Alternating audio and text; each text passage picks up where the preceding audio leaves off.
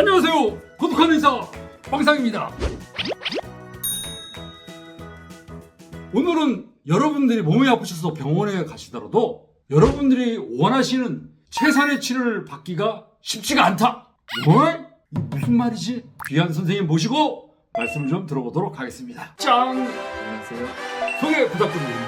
이제 방상현 선생님이랑 같이 학교에서 일했었던 박영이라고 합니다. 기획이사도 하셨고 의무이사도 하셨고 의료 정책적인 분야에서 아주 해박하시고요. 대박 원장님이십니다. 환자분을 되게 많이 보고 계세요. 자, 오늘 이 대박 원장님을 모시고 제가 아까 전에 여러분들이 아프셔서 이제 병원에 가셔도 여러분이 원하시는 제일 좋은 최선의 치료를 받기가 어렵다라고 말씀을 드렸는데 왜 그런 것이죠? 그리고 이제 웬만한 국민들도 다 아시는데요. 학교에서 배운 것이랑 실제로 건강보험상으로 청구해갖고 인정받을 수 있는 범위랑은 좀 차이가 많이 있거든요.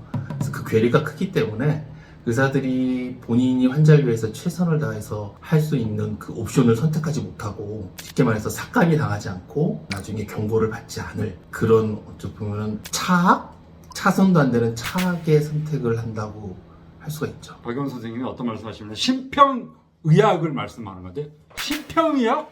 네, 여기 자막으로 해설이 나갈 겁니다. 말씀하신 것처럼 진단 기준도 그렇고 치료 방법에 있어서 심평원에서 정한 기준이 있습니다. 그거를 벗어나면은 치료를 하는 것 자체가 일단은 못하게 돼 있어. 만약에 하게 되면 어떻게 되죠? 아니, 할 수는 있습니다. 네. 근데 의사가 자기 돈을 뺏기는 그런 상황이 오거나 또는 그게 잦아지면 이제 저희가 현지조사나 실사라고 하는 것들을 맡게 돼서 행정처벌을 받게 되고 이제 과징금을 내게 되죠. 선의로 아무리 좋은 행동을 해도 그것이 결과가 결코 좋지만은 않은 그런 결과를 낳게 됩니다. 초창기 제가 처음에 진료를 볼 때 이런 일이 있었습니다. 이 환자분은 제가 이제 오셨는데 청진을 드렸어요. 폐 사진도 찍고 했는데 되게 심한 폐렴이야. 그래서 제가 항생제를 지금 상태에서는 내가 봤을 때 의학적인 판단에 의해서 우리가 흔히 말하는 3세대 계열 항생제를 써야 되겠다. 제가 썼어요. 그런데 환자분이 저한테 쪽지를 하나 들고 오는 거예요. 공단에서 온 그 편지 봉투인데 언제 병원에 가셨을 때 그때 받았던 진료비를 다시 돌려드리겠다. 이게 무슨 말이냐면요. 제가 그 당시에 했던 그 치료가 심평원의 기준을 벗어난 치료였던 거죠. 그러니까 이쪽에서 그때 제가 처방했던 약값은 제가 다 물어내라. 근데 환자분을 위해서 물어낼 수가 있어. 문제는 의사하고 환자 사이에 그 신뢰라는 게 있죠. 락보가 완전히 무너지는 거죠. 저는 진짜 환자분을 위해서 치료를 했는데 오히려 환자 입장에서는 이 의사가 뭔가 돈 때문에 나한테 이런 거 아냐? 라는 오해를 할 수 있게 된다는 거죠. 그래서 다는 아니지만은 의사들이 어떤 환자분들 같은 경우에는 처음부터 심평원에 정한 그 기준을 벗어난 더 좋은 치료를 처음부터 환자분한테 해드려야 되는데 라는 생각이 들지만서도 처음에 바로 못하는 그런 경우가 생기게 되더라고요. 대부분의 개원이들이 그렇게 하게 되고요. 그걸 한수당하는 건 상관없는데 신뢰를 잇는 건 사실 돈으로 계산할 수가 없거든요. 그렇죠. 근데 의사에 대한 또 신뢰가 없어지게 되면 치료 효과는 당연히 떨어지게 돼 있고요. 제일 중요한 건 여기서 그 환수되는 기준 그리고 삭감되는 기준들이 의학적 기준이 아니에요. 어떤 경제적인 부분 그런 것들이 다 가만히 돼갖고 되는 건데 저희 의사들은 사실은 학교 다닐 때 그런 거 배우지 않거든요. 환자한테 어떻게 하면 제일 좋은지, 어떤 균에 감염됐으면 어떤 항생제가 가장 먼저 퍼스트하게 써야 된다. 그런 것들을 배우는데 이 나오게 되면 완전 달라져요. 퍼스트하게 저희가 쓰기로 했던 그런 약들은 쓰는 순간 그냥 곧바로 삭감이니까 당연히 그런 거 여러 번 당하다 보면 위축되게 되죠. 그렇죠. 이게 지금 포인트인데 심평원 지침의 기준이라고 하는 게 돈 기준입니다. 뭐 예를 들어서 이 약은 하나에 200원이야. 요거는 250원이나 300원이잖아요. 요 250원이나 300원짜리 약은요. 처음부터 못 쓰게 하는 거예요. 먼저 200원짜리 약을 써보고 여기에서도 효과가 없으면 그때 300원짜리 약을 썼을 때 보험 치료로 인정을 해주겠다. 이런 거죠. 처음에 제가 이제 인사 말해서 환자분이 아프셔서 진료실을 찾아도 이 환자한테는 A라는 치료가 좋겠어라는 생각이 스쳐 지나가지만 B라는 치료를 또 하게 되는 또 경우도 생기잖아요. 이게 왜 그런 겁니까?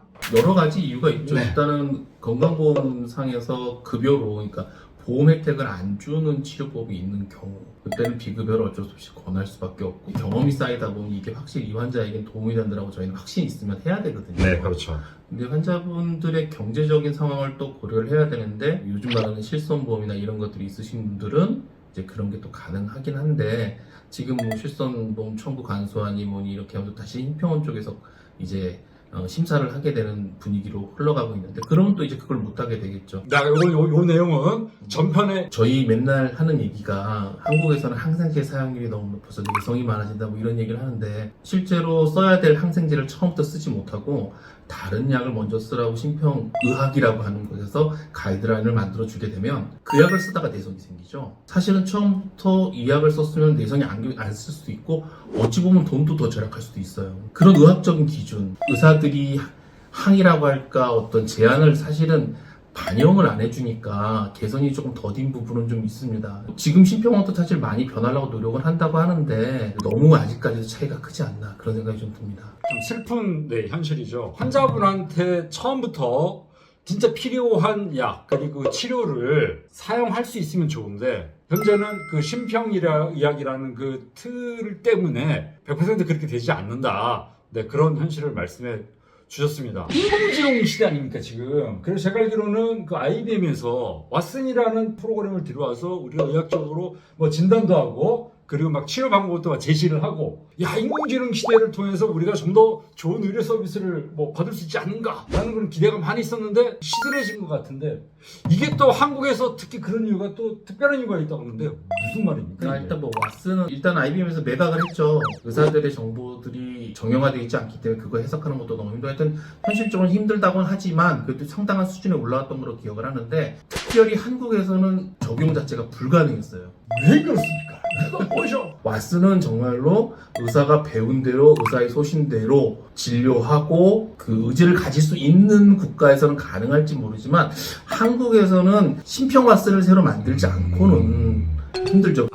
이게 참 슬픈 그 말씀인데요. 대한민국에서 환자를 진료를 이렇게 잘 보려고 하면은 심평의학의 그 심사 가이드라인 기준이 어떤지 잘 알아서 요 기준에 맞춰서 진료를 해야지 그 억울한 그런 경우 없이 진료를 볼 수 있는 게 지금 현재 대한민국 의료의 현실이죠. 심평원도 많이 변하려고 노력을 개선을 했다라고 저희도 생각을 해요. 보험 자체가 원래 이제 강제 지정되고 낮은 수가에다가 그 전표 보니까 3조 영상 얘기하시는데 그거에 맞추다 보니까 어쩔 수 없이 삭감 기준을 들이대는 건 있거든요. 그래도 저희가 농담삼아 그런 얘기 하지만 애지간해야 받아줄 텐데 그 정도를 넘었으니까 이제 의사들이 분개하고 사실 그 피해는 고스란히 국민들한테 가는 거거든요. 환자들 중에 그런 분 있어요. 의사 선생님 가족이라면 아니면 본인이라면 드실 약 또는 받으실 치료를 권해주세요라고 얘기하는 분들이 정말 있습니다. 왜냐하면 저희는 저희가 삭감을 당해도 정말 최선을 다해서 이제 적용을 하게 되니까 그걸 받으시고 싶으신 거예요. 근데 그런 분들한테 그러면 삭감이 되니까 못합니다라고 얘기 못하거든요. 그럼 그걸 비급여로 돌리면은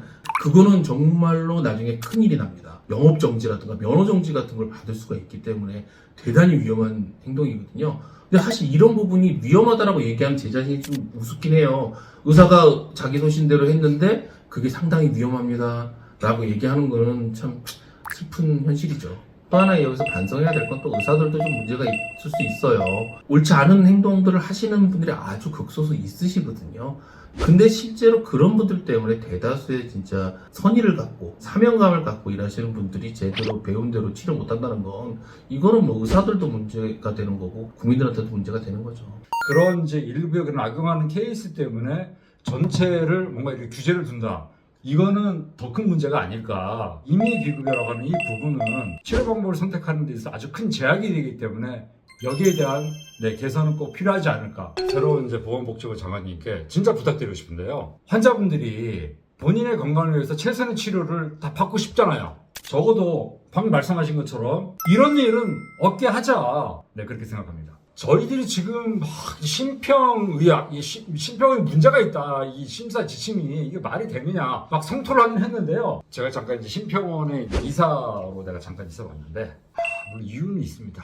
결국은 건강보험 재정의 문제 때문이다. 의료보험 재정이 아주 그냥 여유있게 충분하다 그러면은 어떤 치료든지 간에 다 보험하고 선택할 수 있게끔 하게 되는데 재정에 한계가 있다 보니까 결국은 재정을 관리하는 사람 입장에서는 얘를 어떻게든 막 이렇게 아끼려고 하잖아요. 치료 짜야 돼! 이런 문제를 해결하려면은 정부가 국민들한테 우리나라 건강보험의 재정에 이런 문제가 있으니 이걸 해결하기 위해서는 뭐 보험료에 대한 어떤 조정이 좀 필요하다든지 국민적 공감대를 형성할 수 있는 홍보 같은 것도 좀 필요하고 또 하나 대한민국 같은 경우에 다른 나라에 비해서 국민 건강을 위해서 지급되어야 되는 그 의료비 항목이 있죠. 이 부분이 낮게 책정되어 있습니다. 그리고 책정되어 있는 것조차도 제대로 법적 기준에 따라서 다 지급도 안 하고 있는 게 현실이거든요. 그러니까 이런 부분부터 국가에서 좀 개선을 좀 해야 된다. 사실 그거 지적 받으셨으면 고쳐야죠. 담임 선생님한테 혼나면은 그 다음날 좀 바뀌는 모습은 좀 보이지 않습니까? 초등학생.